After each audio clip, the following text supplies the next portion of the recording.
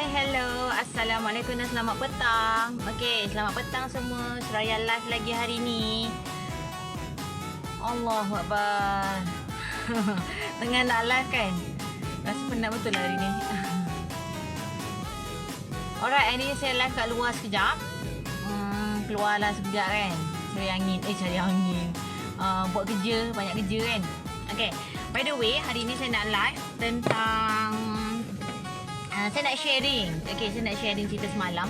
Tapi sebelum tu, boleh tak siapa dengar, siapa nampak saya tu, boleh tak komen sama ada boleh tak nampak picture saya dengan jelas, ataupun boleh tak dengar suara saya dengan jelas. Okay, saya keluar hari ni sebab tu tadi taklah tengah hari. Okay, nama saya Suraya Tamat. Kepakaran saya dalam menyediakan satu platform investment yang patuh syariah, sah di sisi undang-undang dan juga competitive return. So, jika anda nak saya bantu, boleh saja klik saya punya link WhatsApp kat bawah tu, ataupun boleh sahaja PM ataupun DM saya. So, today, hari ni live petang ni, saya nak sharing. Okay, hai Kak Zek, apa khabar? Okay, hari ni saya nak share tentang my experience, sambungan kepada story semalam. Okay, story semalam. My journey 10 years ago. Okay, lepas saya dah kerja, lepas tu mengada-ngada minta transfer. Saya dah kerja Hong Leong Bank, lepas tu saya mengada-ngada minta transfer ke Hong Leong Batu Pahat. Lepas kena seconded kat Ceras. Okay, saya kena seconded kat Ceras. Lepas tu saya transfer ke Hong Leong Batu Pahat. Lepas tu saya PJJ lagi sekali. Saya PJJ. PJJ tu maksudnya kita dah kahwin tapi seorang dekat Johor, seorang dekat sini. Kenapa PJJ? Kan Suraya mengada-ngada minta transfer kan. So bila dulu sebelum tu, hai Kak. Kak Zai buat apa tu? Kak Zai tengok Sun live terima kasih. So tengah on the way ambil stok ni. Okay, so saya nak share story. Masa saya kerja dekat Hong Leong Bank PJ, saya kena seconded dekat Ceras. So bila seconded kat Ceras, actually dah dulu sebelum tu husband kat Batu Pahat, saya dekat Klang Valley. Lepas tu dah kahwin, dua-dua dah duduk sini, dah mengada-ngada pula minta transfer. So bila husband kena kerja kat sini, saya pula duduk kena kat Batu Pahat sebab kena sebab transfer daripada Hong Leong Bank Batu Pahat. Jarang. Terima kasihlah sudi join saya punya live. Kak Zai ada kopi ratu Kak Zai? Tanya soalan kopi ratu kat sini Kalau ada nanti PM Su tau. Alright, so lepas tu Kak Zek dengarkan suara Su kan? Okay, lepas tu kan saya dah transfer dekat Hong Leong Batu Pahat. Dekat Batu Pahat, kerja dia berbeza.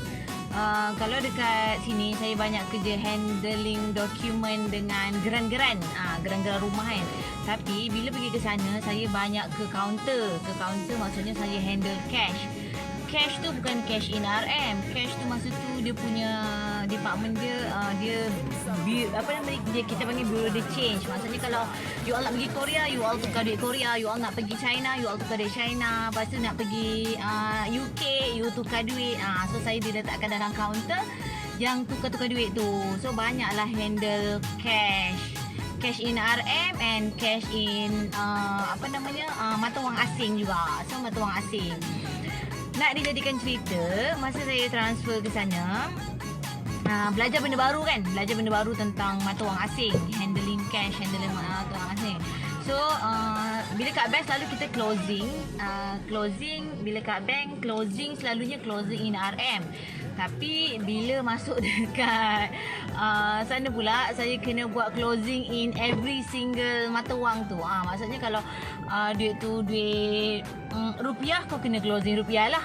Kalau duit tu duit Korea kot, duit Korea, mata wang dia apa entah. So kena closing duit tu lah. So banyaklah saya handle benda-benda tu semua. Dan nak dijadikan cerita pula, masa tu saya pening, saya pregnant. First pregnant, okay. First pregnant ni dia punya tak kisahlah, semua orang pregnant dia mesti akan ada saya tak tahu, tapi saya jenis yang macam tak boleh adapt. So saya macam rasa loya, hormon tak stabil. Memang hormon tak stabil sangat lah. So saya tak boleh nak catch up dengan kerja. Kerjanya sebenarnya senang je. Kerja saya macam berapa hari je, berapa jam je kerja macam tu. Macam dia shift pagi sampai tengah hari, lepas tu ataupun nanti datang lagi tengah hari sampai malam. Tentang mata wang asing lah. Tapi because of saya macam tak boleh nak catch up, lepas tu saya rasa macam 3 benda datang serentak. Macam tukar cara kerja satu, and then pertukaran hormon satu, lepas tu pertukaran lifestyle satu. Pertukaran lifestyle sebab kita dah biasa hidup apa namanya, kita kena hidup laki jauh pula, husband jauh pula. So because of 3 pertukaran tu, dan saya macam tak boleh nak adapt the situation. Setiap hari nangis nak berhenti kerja. So rasa macam, saya rasa itu lebih kepada emotion lah. Emotion kita tak pandai lagi nak adapt ataupun dia ada 6%. kita tak pandai lagi nak adapt dengan new situation dalam kita punya life. So banyak bermain dengan emosi. So emosi masa tu baru umur baru, bayangkanlah first pregnant kan. So umur first pregnant, first kerja, banyak benda yang first kat dalam kan. So bila emotion kita tak pandai nak control, so I decide untuk, in order untuk jaga I punya pregnant, semua untuk melapangkan kepala, tak nak semak-semak kan. Tak nak semak-semak tentang kerja apa semua, saya pun berhentilah kerja. So layanlah pregnant tu selama beberapa bulan, sampailah 9 bulan, sampailah saya melahirkan. Okay, esok sambung cerita tentang melahirkan dan pregnant. Itu je saya nak share hari ni, sampai pregnant and stop kerja. Kenapa saya berhenti kerja? Sebab pregnant. Itu saya berhenti kerja bank masa tu sebab saya pregnant. Alright, so itu poin yang pertama saya nak share dalam saya punya live ni. And then poin yang kedua, yang paling penting petang ni, saya nak share tentang kalau kita ada EPF kan. Kalau kita ada EPF, perlu ke kita keluarkan duit EPF tu dan buat investment? Ramai yang tanya saya soalan yang macam tu. Okay, ramai yang tanya saya soalan, kalau kita ada EPF, perlu ke kita keluarkan untuk buat investment? Sebab it's allowable kan. Kerajaan allow kita keluarkan duit EPF untuk buat investment. Tapi perlu ke tak perlu? Okay, sebenarnya jawatan pula. Sebenarnya jawapan dia sangat-sangatlah spesifik. Sebab apa? Dia keperluan depends on your need, tahap risiko, you punya level penerimaan risiko, okay, dengan apa namanya, target dan matlamat you macam mana.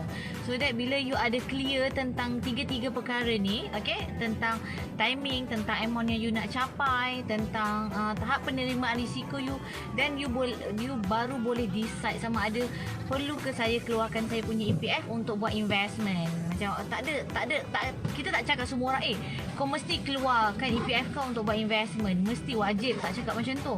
Ataupun apa namanya, tapi yang paling penting, 2 poin saya nak cakap kat sini ialah bila kita keluarkan untuk buat investment, kita salah satu advantage dia ialah advantage ni maksudnya macam kebaikan dia ialah kita memaksimumkan potensi duit tu untuk bekerja dengan lebih. Maksudnya macam ramai orang sekarang kerja part time. Kenapa? Sebab nak dapat lebih extra income. Betul tak? Nak dapat lebih, nak dapat extra, ada 2 kerja, 3 kerja sebab nak dapat extra duit. Okay, tapi kenapa duit yang kita ada tu kita tak bagi dia kerja untuk dapat lagi extra? Itu maksud saya. So for me as a personally, kalau orang tanya, sebenarnya depends pada you punya keperluan. You kena tahu sama ada target you, purpose you punya EPF tu, lepas tu you punya tahap risiko you macam mana, dan baru boleh decide. So benda tu pun memerlukan satu consultation kalau you tak faham ataupun tak clear the way ataupun jalan dia macam mana. But whatever I nak cakap kat sini, one of the advantage dia ialah you memaksimumkan potensi pulangan tu sendiri. Kenapa memaksimumkan potensi pulangan? Sebab duit you bekerja dekat 2 tempat. So maksudnya dia ada potensi untuk mendapat 2 pulangan, bukan saja 1 pulangan. So you dah dapat satu advantage dah kat situ. Bila you keluarkan EPF you buat investment, of course you kena legal, patuh syariah, semua tu lah. And then pertama sekali you boleh dapat 2 type of income. Okay, you boleh 2 type of income bila you dah bersara, sebab you ada duit investment, pada masa yang sama you ada duit EPF.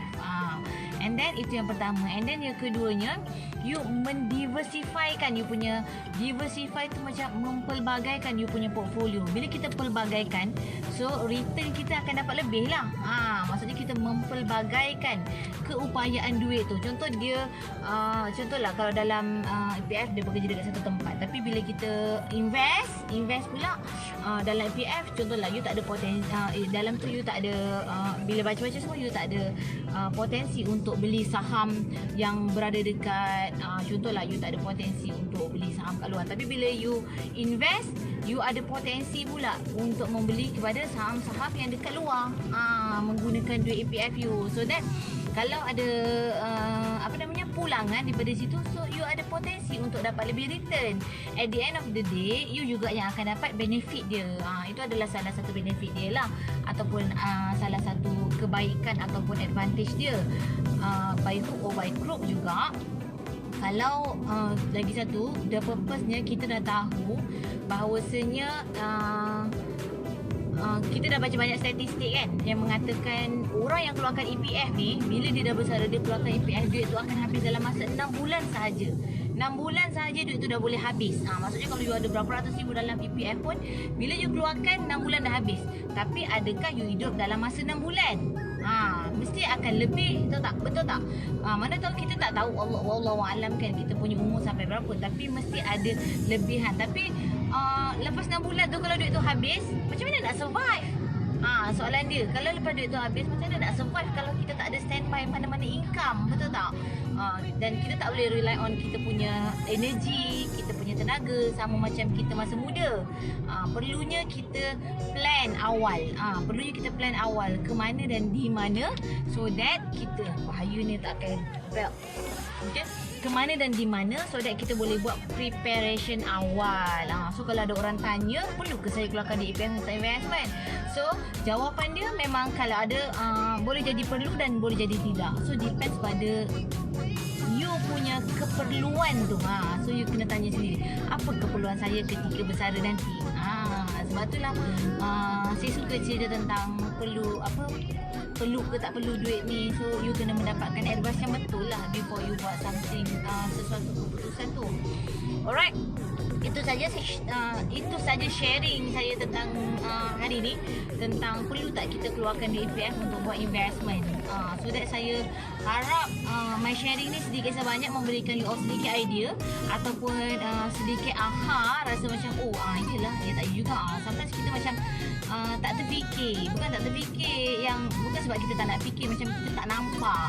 So that bila ada sharing-sharing macam ni, barulah kita boleh nampak dan kita boleh rasa, kita terfikir, perlu ke tak perlu aku buat investment gunakan EPF ni. Itu saja poin saya nak cakap. So jika anda rasa saya punya sharing ni bermanfaat, maybe boleh share saya punya sharing ni. Dan jika anda rasa nak buat persediaan lebih awal, nak dapatkan macam mana cara sebenar pengiraan dia, ataupun nak tahu kat mana sebenarnya tempat-tempat yang boleh kita keluarkan, dan ataupun macam mana cara nak keluarkan di EPF ni untuk buat investment, boleh saja PM saya ataupun DM saya, ataupun boleh saja klik saya punya link WhatsApp kat bawah ni. Ataupun kalau nak tahu lebih sharing, boleh saja join saya punya Telegram channel yang saya linkkan kat bawah ni. Ataupun janganlah bising. Orang tengah live bising pula. Lepas tu most not least ialah kita boleh bising lah yang ni. Boleh saja join saja ataupun boleh saja like saya punya page. Okay, boleh saja like saya punya page. Okay, sekian saja live saya untuk hari ini. Saya harap perkongsian ini bermanfaat. Last but not least, sekarang ni dah boleh makan 2 orang kat kedai, tapi jaga-jaga juga. Okay, tapi 2 orang je boleh makan. So siapa-siapa yang rasa nak makan dengan saya tu, boleh PM ataupun DM saya. Okay, tapi you all belanja lah. Okay, bye-bye. Assalamualaikum dan selamat petang.